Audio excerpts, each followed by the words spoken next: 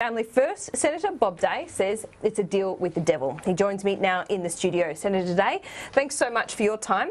Who's the devil and why is it a deal with him? Well, the announcement today that the government has made, which says that this voting change benefits voters, is patently false. It does not advantage voters. In fact, it disadvantages for a number of reasons. The first one is that it will essentially disenfranchise up to 3 million voters. Those who vote for minor parties have now essentially got a dead vote. Up until now, a voter's vote stays alive right throughout the count. But as a result of these proposed changes, their votes will die. But you've got to agree that you're looking at a situation, every election where you have, for example, Senator Sarah Hanson-Young, she believes in gay marriage, but essentially her preferences flowed through to you, who doesn't support that legislation being passed through the parliament. So what do you do then to rectify a situation where voters are voting for one thing, but they're essentially getting another? Well, that's the whole point of preferential voting. What the government has announced today is... What's the whole point of preferential voting? It allows a voter to delegate the distribution of their preferences to their minor party of choice. So, I mean, most people don't understand how preferences work. So they... And that's the problem, isn't it? And that's the whole problem. Exactly. Well, how do you rectify that? Well, you could go below the line. You could vote 1 to 6 below the line. For those people who say, well, I'm not sure where the minor party of my choice has distributed preferences, they could vote 1 to 6 below the line. But most people do not understand how preferences work and are therefore very happy to delegate the distribution of their preferences to their minor party of choice, and that has been eliminated. So the claim that today's announcement benefits voters is false. Why is that? Because the Greens will essentially hold the balance of power in the Senate from here on in? Exactly. Well, taking away the rights of voters to delegate their distribution of their preferences is a disadvantage. Their vote will die. Up to 3 million voters vote for minor parties. And this is a monumental change in our voting system. Up until now, one of the trade-offs that we've had for compulsory voting is that your vote stays alive. If you vote for the Veterans Party or the Shooters and Fishers Party or Family First, then your vote still stays alive until it gets to somebody who's elected.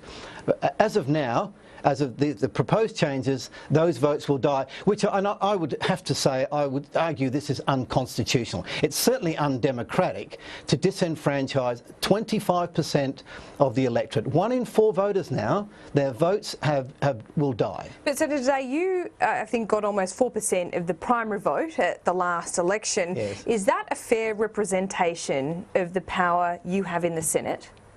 Well, of course, because we don't work on just first preferences. I mean, I've used the case. I mean, I used to play a lot of football when I was young, and I don't ever remember getting best on ground. I don't think I ever got a first preference vote or even a second preference, but I got lots and lots of third preference votes. And at the last election, I got, yes, 40,000, nearly 4% primary vote, but I got 140,000, 14% of second, third, fourth, fifth and sixth votes. But how do you, looking back at the situation where someone can vote for the Greens and their vote for Sarah Hanson-Young, for example, can end up electing you to the Senate? Well, that's not what happened. But your views are not equal. They're not the same. If someone's voting on the premise of getting a Green senator into power and ending up with you in the Senate, you're not representing the views of that person's original thinking. But that's not what happened at the last election. The Greens' preferences did not elect me. I was elected on preferences from the Labor Party. The Labor Party chose me to preference me, or Family First, above, say, Nick Xenophon. And as a result, I received more preference votes from the Labor Party than the Xenophon Party did.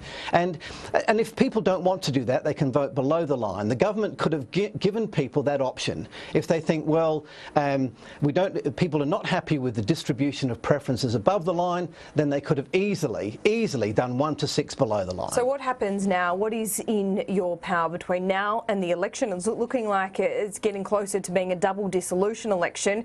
Will you hold the government to ransom? Are you saying now that you won't pass any more of the government's legislation? Well, look, no good will come out of this. You know, for the government now to gang up and to now basically eliminate the minor parties who helped them get their key legislation to be used up like this, and to help them get all their main campaign policies of abolishing mining taxes, carbon taxes, border protection laws, and then the very people who opposed that legislation to now get into bed with them to eliminate the minor parties. This will not end well for the government. So what are you saying? You will not consider any government legislation that's now put before you? You know, this is so devastating. This has so upset the minor parties. After this is the thanks you get for supporting the government. The government has had no better advocate and supporter and considering their legislation than myself, Senator Lionhelm, Senator Dio Wang, and for us to be thrown aside like this. Are you withdrawing that support?